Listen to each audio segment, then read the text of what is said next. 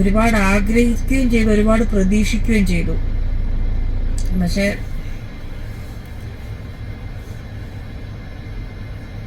ഒന്നും ആയില്ല. Hello guys, welcome, വണക്കം. കുറേ മനുഷ്യരുടെ, നിങ്ങളെ എന്നെയും പോലുള്ള പച്ച മനുഷ്യരുടെ കുറച്ചധികം കാര്യങ്ങൾ സോഷ്യലി സാമൂഹികപരമായിട്ട് ഇതിപ്പോൾ വലിയ റെലവൻ്റ് ആണോ എന്ന് ചോദിച്ചു കഴിഞ്ഞാൽ അങ്ങനെയുള്ളൊരു വിഷയമേ അല്ല ഞാൻ അധികവും സംസാരിക്കാറുള്ളത്. മുമ്പിലുള്ള മനുഷ്യരുടെ വിഷയങ്ങളാണ്. അതുകൊണ്ട് ഞാൻ തുറന്നു പറയാം, ഇതൊക്കെ എന്തിനാണ് സംസാരിക്കുന്നത് ആൾക്കാരടക്കം ചോദിക്കും. എങ്കിലും ഞാൻ ഈ സംസാരിക്കുന്ന കൂട്ടത്തിലൊരു മനുഷ്യൻ്റെ കാര്യമാണ് എന്നുള്ളതുകൊണ്ടാണ് ഈ വീഡിയോ ചെയ്യുന്നത്. അത് ഞങ്ങൾ ഇങ്ങനെയൊക്കെയാണ് എന്നുള്ളതിനകത്ത് ഉള്ള ദീപ്തി സീതത്തോട് അവരുടെ റീസെൻ്റ് ആയിട്ടുള്ള കല്യാണത്തിന് ശേഷം പിന്നെ നടന്നിട്ടുള്ള പല കാര്യങ്ങളും, ചില കോൺട്രവേഴ്സീസൊക്കെ നമ്മൾ കണ്ടു, സംസാരിച്ചു. അത്യാവശ്യം ലൈഫിൽ ഒത്തിരി ഫൈറ്റ് ചെയ്തിട്ട് മുന്നോട്ട് വന്നിട്ടുള്ളൊരു ലേഡിയാണ്. അവരുടെ ജീവിതത്തിലെ വിവാഹത്തിന് ശേഷം എല്ലാവരും കാത്തിരിക്കുന്നത് പോലെ ഒരു കുഞ്ഞിന് വേണ്ടി അവരും കാത്തിരുന്നിട്ടുണ്ടാവാം. അതിന് വേണ്ടിയിട്ട് അവരുടെ ട്രീറ്റ്മെൻറ്റ്, മറ്റുള്ള കാര്യങ്ങൾ, അതിനുശേഷം ഇപ്പം നടന്നേക്കുന്ന ഒരു ട്രാജഡി, അതാണ് ഇപ്പോൾ അവർ പങ്കുവച്ചേക്കുന്നത്. എന്താണെന്ന് അത് അവർ തന്നെ പറയട്ടെ, നമുക്ക് കേൾക്കാം. ഗർഭിണികളായിട്ടുള്ള ആൾക്കാർ ഇത് കാണുന്നെങ്കിൽ കാണാതിരിക്കുന്നതായിരിക്കും നല്ലത്. വേറെ ഒന്നും കൊണ്ടല്ല, ചിലപ്പോൾ നിങ്ങൾക്ക് ഈ ഒരു സമയത്ത് ഇത് വിഷമം ഉണ്ടാക്കാനുള്ള സാധ്യതയുണ്ട്, അതുകൊണ്ടാണ്. IUI ചെയ്ത അവിടുത്തെ മാം പറഞ്ഞത് ഇല്ല, ഇനിയിപ്പം സാധ്യത കുറവാണ് എന്നാണ് പറഞ്ഞത്. സാധ്യത ഇല്ലെന്ന് തന്നെയാണ് പറഞ്ഞത്.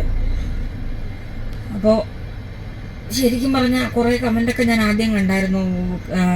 ഇവക്കൊരു കുട്ടിയെ വേണമെന്നുള്ള താല്പര്യമൊന്നും ഇല്ല, അങ്ങനെ എങ്ങനെയെന്നൊക്കെ പറഞ്ഞായിരുന്നു. പക്ഷെ ഞാൻ മനസ്സുകൊണ്ട് ഒരുപാട് ആഗ്രഹിക്കുകയും ചെയ്തു, ഒരുപാട് പ്രതീക്ഷിക്കുകയും ചെയ്തു. പക്ഷെ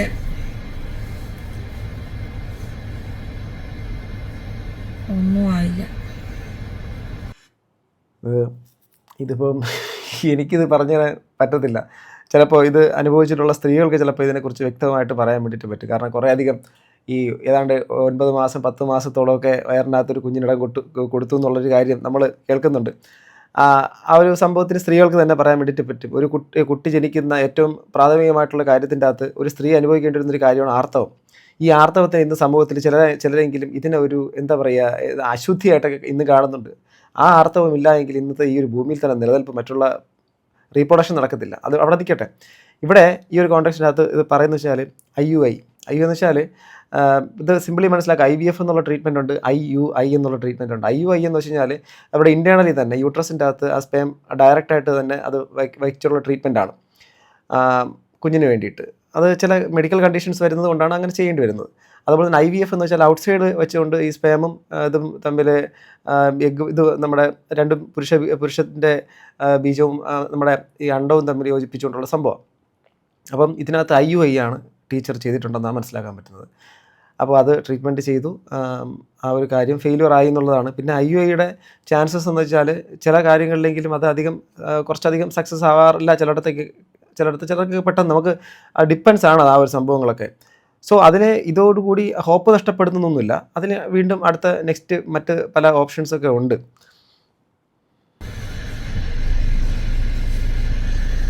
ഭയങ്കര ഞാൻ 19-ാം തീയതി പോയിട്ട് തിരിച്ചെത്തിക്കഴിഞ്ഞ് ഇനി ഒരു 3 മാസത്തേക്ക് ശരീരത്തിൻ്റെ വണ്ണമൊക്കെ ഒന്ന് കുറയ്ക്കണം. എന്നിട്ട് നേരിട്ട് നമ്മൾ IVF ചെയ്യാനാണ് പ്ലാൻ. IUI ചെയ്യാണ്ട് IVF ചെയ്യാൻ വേണ്ടിയിട്ടാണ്. അപ്പം 3 മാസം നന്നായിട്ട് ബോഡിയൊക്കെ ഒന്ന് ശ്രദ്ധിച്ച് നല്ല ഭക്ഷണം, ഡയറ്റൊക്കെ ചെയ്ത് വണ്ണമൊക്കെ ഒന്ന് ഒതുങ്ങി അങ്ങനെയുള്ള കോംപ്ലിക്കേഷൻസ് എല്ലാം ഒഴിവാക്കിയിട്ട് ട്രീറ്റ്മെൻറ്റ് അപ്പോൾ ചെയ്യാമെന്നുള്ളൊരു പ്ലാനിലാണ്. അങ്ങനെ ചെയ്യാനുള്ളൊരു പ്ലാനാണ്. കുറേ പേര് കുറേ ഹോസ്പിറ്റലൊക്കെ നമുക്ക് നിർദ്ദേശിച്ചു. നമ്മൾ അന്നേരത്തെ നമ്മുടെ സൗകര്യം പോലെ നമ്മൾ ചെയ്യും. ട്രീറ്റ്മെൻറ്റ് ചെയ്തു, അത് സക്സസ് ആയില്ല, വീണ്ടും ട്രീറ്റ്മെൻറ്റ് ചെയ്യും, മാത്രമേ ഉള്ളൂ. ഫുള്ളൊന്നുമില്ല. ഇതിപ്പോൾ 2, 3, 4 തവണ IUI ചെയ്തിട്ട് റെഡിയാകാത്ത ആൾക്കാരുണ്ട്. അതെല്ലാം നമ്മളൊരു എന്താ പറയുക, നമ്മൾ ചെയ്യേണ്ടത് ചെയ്യുന്നു, ബാക്കിയെല്ലാം അതിൻ്റെ വരുന്നത് പോലെ വരുമെന്നല്ലാതെ. ആക്ച്വലി അത് തന്നെയാണ്. ഇപ്പം അവരുടെ വിഷമം, വേദന, സങ്കടം, ഇപ്പം ഒരു കുഞ്ഞിന് വേണ്ടിയിട്ട് ഇപ്പം എല്ലാ തരത്തിലും ഒരു തരത്തിലുള്ള പ്രശ്നങ്ങളും ഇല്ലാത്ത ആൾക്കാർക്ക് പോലും ചില സമയങ്ങളിൽ കുഞ്ഞുങ്ങളെ ലഭിക്കാറില്ല. അതുപോലെ തന്നെ ചില സമയങ്ങളിലെങ്കിലും ചിലർക്ക് ഇതിന് കുഞ്ഞുങ്ങളോടൊന്നും വലിയ താല്പര്യമില്ലാത്തവർക്ക് കുഞ്ഞുങ്ങളെ ലഭിക്കും. ഞാൻ പറയാൻ കാര്യം കാണുന്നില്ലേ, വല്ല 3ാമത്തെ നിലയുടെ 4ാമത്തെ നിലയിൽ നിന്നൊക്കെ പിഞ്ച് കുഞ്ഞിനെയൊക്കെ കവറിൽ കെട്ടി എറിയുന്ന കുറച്ച് ആൾക്കാരെ കുറിച്ചൊക്കെയാണ് ഞാൻ അങ്ങനെ പറഞ്ഞത്. പിന്നെ നമ്മുടെ കടൽ ഭിത്തിയിൽ അടിച്ചു കൊല്ലുക, ഇങ്ങനെ കുറേ അധികം സംഭവം. പോസ്റ്റ് പാർട്ടം ഡിപ്രഷൻ്റെ ഭാഗമായിട്ടൊക്കെ അങ്ങനെ ചെയ്യുന്ന ചില ആൾക്കാരൊക്കെ ഉണ്ട്. അത് അവരുടെ ആ ഒരു മെഡിക്കൽ കണ്ടീഷനാണ്, അതുകൊണ്ടാണ് അവരെ ചെയ്തു പോകുന്നത്. സോ ഇവിടുത്തെ ഒരു കാര്യം എന്ന് വെച്ച് കഴിഞ്ഞാൽ, ദീപ്തി സീതത്തോടെന്ന് പറഞ്ഞ ഒരു സ്ത്രീ ഇപ്പോൾ അവിടെ ഇരുന്ന് സംസാരിക്കുന്ന സമയത്ത് അവരെല്ലാം അവരുടെ എന്താ പറയുക, നമ്മളിപ്പോൾ സന്തോഷ നിമിഷങ്ങളെ കാത്തിരിക്കുകയും ആ സന്തോഷ നിമിഷം മഴ പോലെ പെയ്തിറങ്ങാൻ വേണ്ടിയിട്ട് ഇങ്ങനെ ആഗ്രഹിക്കുകയും ഇങ്ങനെ ആകാശത്തേക്ക് നോക്കിയിരിക്കുകയും ചെയ്തിട്ട് അവസാനം അതൊരു എന്താ പറയുക, അവസാനം ഒരു വലിയ തീക്കാറ്റായിട്ട് മാറുന്നൊരവസ്ഥയാണ് അവർക്ക് സംഭവിച്ചേക്കുന്നത്. അത് പെട്ടെന്ന് അത് ഉൾക്കൊള്ളാൻ വേണ്ടിയിട്ട് ഇപ്പം അമ്മമാരായിട്ടുള്ള ആൾക്കാർക്ക് പെട്ടെന്ന് പറയാൻ വേണ്ടിയിട്ട് പറ്റി, പെട്ടെന്ന് അത് ആർക്കും ഉൾക്കൊള്ളാൻ പറ്റുമെന്ന് തോന്നുന്നില്ല. അതുപോലെ തന്നെ തൻ്റെ എല്ലാ കാര്യങ്ങളും ദൈനംദിന കാര്യങ്ങളും എന്താണ് അവരുടെ ചാനലിലൂടെ എല്ലാവരും അറിയിക്കാറുണ്ട്. നമ്മളെല്ലാം അങ്ങനെയാണ് ഇത് അറിയുന്നത്. അപ്പോൾ അങ്ങനെ അറിയിച്ചതിൻ്റെ ഭാഗമായിട്ട് ഇതും അവർക്ക് പറയേണ്ടി വരുന്നു. എൻ്റെ ലൈഫിൻ്റെ അകത്ത് ഇങ്ങനെ സംഭവം നടന്നു. കുറച്ച് മുമ്പാണ് ഇതിങ്ങനെ സത്യം പറഞ്ഞാൽ ഇങ്ങനെ യൂട്യൂബ് ഇങ്ങനെ കണ്ടുകൊണ്ടിരുന്ന സമയത്ത് ഇത് ഫീഡിലേക്ക് കയറി വരികയും കാണുകയും ഒക്കെ ചെയ്തത്. അപ്പോൾ ആ ഒരു ഇത് കണ്ടപ്പോൾ തന്നെ ഏതാണ്ട് ഒരു വിഷമവും മറ്റുള്ള കാര്യങ്ങളൊക്കെ മനസ്സിലാവും. നിങ്ങൾക്കത് മനസ്സിലാവുമെന്ന് ഞാൻ പ്രതീക്ഷിക്കുന്നു. അല്ലാണ്ട് ഇപ്പോൾ നമുക്ക് ഒരു ട്രീറ്റ്മെൻറ്റ് ചെയ്തിട്ട് അത് 100% സക്സസ് ആകും നമുക്ക് ഉറപ്പിച്ച് പറയാനൊന്നും പറ്റത്തുന്നില്ല. അടുത്ത പ്രാവശ്യം നോക്കാം എപ്പോഴും. അല്ലാണെങ്കിലോ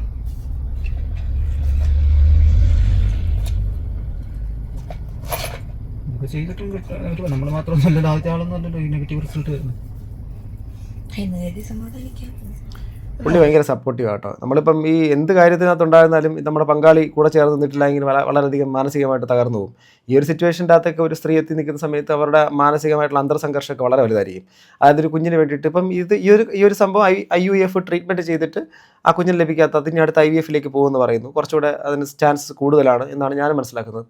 അപ്പം ഇതൊന്നും അല്ലാതെ നോർമലായിട്ട് തന്നെ ഒരു കുട്ടിയെ ക്യാരി ചെയ്തതിന് ശേഷം അതൊരു ചെറിയ ഒരു 1, 2, 3 മാസം, ചിലതൊക്കെ കുറച്ച് കൂടുതൽ മാസം കൂടെ കഴിഞ്ഞതിന് ശേഷവും ആ കുട്ടിയൊക്കെ പോകുന്നൊരവസ്ഥയൊക്കെ വരുന്ന സമയത്ത് ഡിപ്രഷനിലേക്ക് പോയ സ്ത്രീകളെ കുറിച്ചിട്ടുള്ളത് നമ്മൾ കേട്ടിട്ടുണ്ട്, വായിച്ചിട്ടുണ്ട്. കാരണം അവർ ഈ ഉള്ളിലേക്ക് അത് ക്യാരി ചെയ്തതിന് ശേഷം പിന്നീട് കാണുന്ന സ്വപ്നങ്ങളൊക്കെ വളരെ വലുതാണ്. കുഞ്ഞ് പുറത്ത് വരുന്നതും കുഞ്ഞിനെ കളിപ്പിക്കുന്നത്, കുഞ്ഞിനുമായിട്ട് ഉള്ള സംഭവം, കുഞ്ഞിൻ്റെ പേര് ചെയ്ത് ആണായിരിക്കും പെണ്ണായിരിക്കും, ഇങ്ങനെ പലതരത്തിലുള്ള ചിന്തകളും പല കാര്യങ്ങളും വേറെ ലോകമായിരിക്കും അല്ലേ. അതിപ്പം കുഞ്ഞുങ്ങളുണ്ടായവർക്ക് ആയിരിക്കും അത് കൂടുതൽ പറയാൻ വേണ്ടിയിട്ട് പറ്റുക, അല്ലാത്തവർക്ക് പറയാൻ പറ്റത്തില്ല എന്നല്ല. എങ്കിലും ആ ഒരു ഇമോഷൻസ് കൂടുതൽ കണക്റ്റ് ആവുന്നത് അത് കുഞ്ഞുങ്ങൾ ജനിക്കുന്ന ആ ഒരു മൊമെൻറ്റിലൂടെ കടന്നു പോയവർക്കായിരിക്കും കുറച്ച് കൂടുതൽ മനസ്സിലാവും, അത് ആണായാലും പെണ്ണായാലും.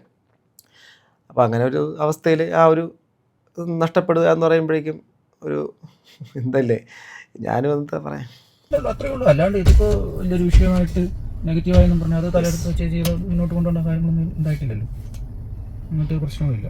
കുറെ നേരമായി എന്നെ ഇതിങ്ങനെയൊക്കെ തന്നെ പറഞ്ഞ് എന്നെ ആശ്വസിപ്പിച്ചുകൊണ്ടിരിക്കുക. ഇതിലിപ്പോൾ അങ്ങനെ ചിന്തിക്കേണ്ട കാര്യങ്ങളൊന്നും ഇല്ല സത്യത്തിൽ. എന്തോന്നാ ഒരു ട്രീറ്റ്മെൻറ്റ് ചെയ്തു, അതെന്തോ കാര്യം കൊണ്ട് ശരിയായില്ല, അടുത്ത പ്രാവശ്യം ചെയ്യണം, അത്രേ ഉള്ളൂ. അത് ഇതിൽ കൂടുതൽ വേറെ ഇപ്പം ഇതിൻ്റെ പുറകെ ഇത് ഒരു പ്രാവശ്യം ഉണ്ടായില്ല സക്സസ് ആയില്ലെന്ന് പറഞ്ഞാൽ നമ്മളിപ്പോൾ അതും തലേ വെച്ചുകൊണ്ട് വെറുതെ ടെൻഷൻ അടിച്ചിരിക്കുന്ന എന്ത് ഒരു കാര്യമില്ല. ഒരുപാട് പേര് മെസ്സേജ് എന്നോട് ചോദിച്ചു പോസിറ്റീവായോ റിസൾട്ട് വന്നു. അതിപ്പോൾ എല്ലാവർക്കും ആഗ്രഹം ഉണ്ടാകും പോസിറ്റീവ് ആവണം, നമ്മളെപ്പോലെ ആഗ്രഹിക്കുന്ന ആൾക്കാരുണ്ട്. എൻ്റെ ചേച്ചിമാരും അവരൊക്കെ ചോദിച്ചു എന്തായാലും. ഇവിടെ പുള്ളിയുടെ സപ്പോർട്ട് എന്ന് പറഞ്ഞാൽ യമകണ്ഠ സപ്പോർട്ട് ഉള്ളതാണ്. കാരണം നമ്മളിപ്പം ഒരു കാര്യം കൂടി ഞാൻ പറയാം, ഈ ഒരു അവസ്ഥ മാറ്റി നിർത്തിക്കൊണ്ടാണ് ഞാൻ സംസാരിക്കുന്നത്. നമ്മുടെ കൂടെ ഇന്നലകളിലുണ്ടായിരുന്നവർ, ഇപ്പം എൻ്റെ അച്ഛൻ മരണപ്പെട്ട ആളാണ് ഞാൻ, എൻ്റെ അച്ഛൻ മരണപ്പെട്ടു പോയി. പിന്നെ എൻ്റെ കുറച്ചധികം സുഹൃത്തുക്കളിൽ പല സാഹചര്യങ്ങളിൽ പ്രായത്തിൽ കുറഞ്ഞതും പ്രായത്തിൽ മുതിർന്നതുമായിട്ടുള്ള പല ആൾക്കാരും പല സാഹചര്യങ്ങളും ആക്സിഡൻറ്റിലും രോഗങ്ങളാലും ഒക്കെ മരണപ്പെട്ടു പോയിട്ടുണ്ട്. പരിചയപ്പെട്ട കുറേയധികം ആൾക്കാരിൽ പല പ്രായത്തിലുള്ള ആൾക്കാർ വളരെയധികം ആത്മബന്ധം സൂക്ഷിച്ചിരുന്ന പല ആൾക്കാരിന്നും ഭൂമിയിലില്ല. അപ്പം ഇവരെല്ലാവരും നിങ്ങൾ ഒറ്റയ്ക്ക് ചിന്തിച്ച് പോയി കഴിഞ്ഞാൽ നിങ്ങളുമായിട്ട് പരിചയപ്പെട്ടിട്ടുണ്ടായിരുന്നതിൽ എത്ര പേർ നിങ്ങളെ വിട്ട് പോയിട്ടുണ്ടെന്നുള്ള കാര്യത്തിൻ്റെ ലിസ്റ്റ് എടുക്കാൻ നിങ്ങൾ നിന്ന് കഴിഞ്ഞാൽ ആ ലിസ്റ്റ് വളരെ വലുതായിരിക്കും. അപ്പം എന്നിട്ട് നമ്മളെങ്ങനെ ജീവിക്കുന്നു എന്ന് വെച്ച് കഴിഞ്ഞാൽ നമ്മൾ ഈ മറവി എന്നുള്ളൊരു കാര്യം ചില അനുഗ്രഹമായിട്ട് മാറുന്ന അവിടെയാണ്. അതായത് നമ്മൾ ഇന്നലെകളിലുള്ള എല്ലാ കാര്യങ്ങളും ഇങ്ങനെ എടുത്ത് തലയ്ക്കകത്ത് ഇങ്ങനെ വെച്ചുകൊണ്ട് നടന്നു കഴിഞ്ഞാൽ നമുക്ക് ഒരിക്കലും ജീവിക്കാൻ പറ്റത്തില്ല. നമ്മളെ വിട്ട് പോയത് ആ ഒരു വേദനയിൽ നമ്മൾ നേര് ജീവിച്ചാലും നമുക്കൊരു ജീവിതമൊന്നുമില്ല. പിന്നെ നമ്മളുള്ളതെന്ന് വെച്ചാൽ ശ്മശാനത്തിനകത്തുള്ള ജീവിതമായിരിക്കും പിന്നീട്. അതുകൊണ്ട് ഇപ്പം നഷ്ടപ്പെട്ടു പോയി, ഇതെന്തായാലും അത് കഴിഞ്ഞ കാര്യം, അത് കഴിഞ്ഞ് പോയി. ആ ഒരു വിഷമവും വേദനയൊക്കെ ആർക്കായാലും ഉണ്ടാവും, മാനസികമായിട്ടുള്ള വേദന ഉണ്ടാവും. എന്നാൽ ആ വേദനയിൽ തന്നെ പിന്നീട് ജീവിക്കാൻ ശ്രമിക്കരുതെന്നുള്ളതാണ്.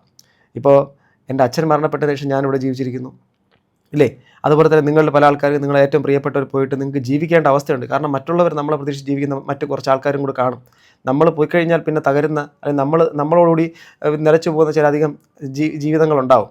അപ്പോൾ അതുകൊണ്ട് അവർക്ക് വേണ്ടിയിട്ട് നമുക്ക് ജീവിച്ചേ പറ്റുള്ളൂ. അതുകൊണ്ട് ഇപ്പം ദീപ്തി ടീച്ചറിൻ്റെ ഈ ഒരു സാഹചര്യത്തിൽ അവരെ ആശ്വസിപ്പിക്കാനെന്ന് എനിക്കറിയത്തില്ല. എങ്കിലും പറയാനുള്ളൊരു കാര്യം എന്ന് വെച്ച് കഴിഞ്ഞാൽ, എനിക്ക് ആകെ പറയാനുള്ള ഒറ്റ കാര്യം എന്ന് വെച്ചാൽ, ഇനിയും ഇതുപോലുള്ളൊരു കാര്യങ്ങൾ നിങ്ങൾ ചെയ്യുന്നെങ്കിൽ ദയവായി ഈ ഒരു കാര്യങ്ങൾ ഇങ്ങനെ ഇവിടെ പങ്കുവെച്ചുകൊണ്ട് ചെയ്യാതിരിക്കുക എന്നുള്ള കാര്യം മാത്രമാണ്. കാരണം ഇതിനകത്ത് 2 തരത്തിലുള്ള ആൾക്കാരുണ്ടാവും. ഒന്ന് നിങ്ങൾ ഈ പറയുന്ന വേദനയെ അതേപോലെ ഏറ്റെടുക്കുന്ന ആൾക്കാരും, ഒന്ന് നിങ്ങൾ ഈ പറയുന്ന വേദനയിൽ സന്തോഷിക്കുന്ന ആൾക്കാരും.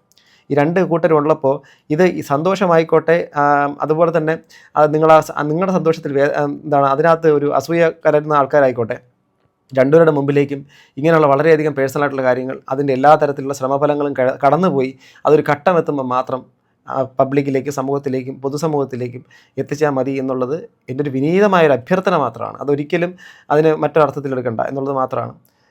എന്തായിരുന്നാലും IVF ട്രീറ്റ്മെൻറ്റിനൊക്കെ കൂടെ ആയാലും തീർച്ചയായിട്ടും നിങ്ങൾക്ക് കുഞ്ഞുങ്ങൾ ജനിക്കട്ടെ, ഒരുപാട് കുഞ്ഞുങ്ങൾ ജനിക്കട്ടെ, ഒത്തിരി കുഞ്ഞുങ്ങൾ ജനിക്കട്ടെ. നല്ലൊരു ഭർത്താവ് കൂടെയുണ്ട്, ധൈര്യമായിട്ട് മുന്നോട്ട് പോകും. കാരണം പുള്ളിക്കാരൻ ഭയങ്കര സപ്പോർട്ടീവ് ആണ്. ഞാൻ അവരോട് പറഞ്ഞല്ല നെഗറ്റീവാണ്, വീണ്ടും ആദ്യം വന്നേന്ന് പോലും വീണ്ടും ട്രീറ്റ്മെൻറ്റ് ചെയ്യണം, അത്രേ ഉള്ളൂ. ഇപ്പോൾ അങ്ങനെ രണ്ടുപേർക്കും ഉണ്ടാകില്ല എന്നുള്ള കണ്ടീഷനൊന്നും അല്ലല്ലോ. എന്തോ ചില കാരണങ്ങൾ കൊണ്ട് ഈ തവണ ഉണ്ടായില്ല എന്ന് മാത്രമേ ഉള്ളൂ. അതുകൊണ്ട് അടുത്ത തവണ ഉണ്ടാകില്ല എന്ന് ഉറപ്പൊന്നുമില്ലല്ലോ. ഇവിടെ ഒരേ സമയത്ത് ഒരു കുട്ടി ജനിക്കുന്ന സമയത്ത് ഒരു അച്ഛൻ ജനിക്കുന്നു, ഒരു അമ്മ ജനിക്കുന്നു, ഒരു അമ്മമ്മ ജനിക്കുന്നു, ഒരു അപ്പൂപ്പൻ ജനിക്കുന്നു, ഒരു അമ്മാവൻ ജനിക്കുന്നു, ഒരു അമ്മായി ജനിക്കുന്നു. ഇങ്ങനെ പല ആൾക്കാരും ഒരു കുട്ടി ജനിക്കുമ്പോൾ കൂടെ ജനിക്കും. പക്ഷേ ഇവിടെ ഒരു കുട്ടി ഇപ്പം നഷ്ടപ്പെട്ടു പോകുന്ന സമയത്ത് ഈ നമ്മൾ പലപ്പോഴും ഈ സമൂഹത്തിൻ്റെ മുമ്പിൽ ഒരു ചാർത്തി കൊടുത്തൊരു പേരാണ് ആണുങ്ങൾ കരയാൻ പാടില്ല. ഈ ആണുങ്ങൾക്കും വിഷമവും വേദനയും സങ്കടമൊക്കെ വരും. ഈ സമൂഹം കെട്ടിച്ചേർന്ന കാര്യമാണ്, നീ ആണല്ലേ, നീ കരയാമോ, നിനക്ക് ഇങ്ങനെ കണ്ണു നിറയാമോ എന്നൊക്കെ ചോദ്യങ്ങൾ സത്യം പറഞ്ഞാൽ എല്ലാ സ്ഥലങ്ങളിലും ചോദ്യങ്ങൾ വരാറുണ്ട്. അതുകൊണ്ട് തന്നെ നമുക്ക് ഈ പൊതു ചട്ടക്കൂടാണ്, ആണുങ്ങൾ കരയാൻ പാടില്ല. അതുകൊണ്ട് തന്നെ ഈ ആണുങ്ങൾ ഇത് ഉള്ളിലൊതുക്കി ഒരുമാതിരി ഈ ഉള്ളിലൊരു തീക്കനൽ കൊണ്ട് നടക്കുന്ന ആണുങ്ങളുണ്ട്. കാരണം ഇതേ അവസ്ഥയിൽ ഒരു സ്ത്രീ കരയുന്നത് പോലെ തന്നെ കരയാൻ പറ്റാത്ത ഹതഭാഗ്യരായിട്ടുള്ള ആണുങ്ങൾ ഈ ലോകത്ത് എവിടെ നോക്കിയാലും കാണാൻ വേണ്ടിയിട്ട് പറ്റും. അതുകൊണ്ടാണ് അച്ഛന്മാരെല്ലാം ഒരുമാതിരി മറ്റേ മുരടന്മാരാണ്, കല്ല് മനസ്സുള്ളവരാണ്, എന്ന് വെച്ചാൽ ഒരു കാര്യത്തിൽ ഒരു വികാരമില്ലാത്തവരാണ്. അങ്ങനെയല്ല, ഇതിങ്ങനെ പരിചരിച്ച് ആ ഒരു അവസ്ഥയിലേക്ക് എത്തി പിന്നെ അങ്ങനെ ആയി പോകുന്നതാണ്. അതുകൊണ്ട് ഒരു കുഞ്ഞ് ഇങ്ങനെ നഷ്ടപ്പെടുന്ന സമയത്ത് ആ പുള്ളിക്കും ആ ഒരു തീവ്രമായൊരു വേദന ഉണ്ടാകും. ആ കുഞ്ഞിൻ്റെ അകത്ത് അവർ ചിന്തിക്കുന്നതും വളരെ വലിയൊരു കാര്യം തന്നെ സ്വപ്നത്തിൽ കാണുന്നത്. എന്തായാലും ഇതൊരു തുടക്കമായിട്ട് കാണുക. കാരണം ഈ ഒരു വിഷയം ഇത് കഴിഞ്ഞു പോയി. അടുത്തൊരു തുടക്കം ഉണ്ടാവും, അടുത്തൊരു കുഞ്ഞുണ്ടാവും. അതിലൂടെ നിങ്ങൾക്ക് നിങ്ങളുടെ ലൈഫിൽ ഏറ്റവും ഹാപ്പി മൊമെൻറ്റ് വരും എന്ന് മാത്രം പറഞ്ഞുകൊണ്ട് ഞാൻ നിർത്തുന്നു. നിങ്ങൾക്കാർക്കെങ്കിലും ഇതുപോലുള്ള സാഹചര്യത്തിലൂടെ കടന്നു പോകേണ്ടി വന്നിട്ടുണ്ടോ? ഉണ്ടെങ്കിൽ അതിനെ ഓർമ്മിപ്പിക്കാൻ വേണ്ടിയിട്ട് ഞാനത് പറയുന്നില്ല. അതിനെ ഓർത്ത് നിങ്ങൾ കരയുകയും വേണ്ട, അതിനെക്കുറിച്ച് വേദനയോടുകൂടി കമൻറ്റ് ചെയ്യേണ്ട. അല്ലാത്തവർ എന്താണെങ്കിലും നിങ്ങളുടെ കമൻറ്റ്സ് ഇടുക. അടുത്തൊരു വീഡിയോ കാണുന്ന റേസ്.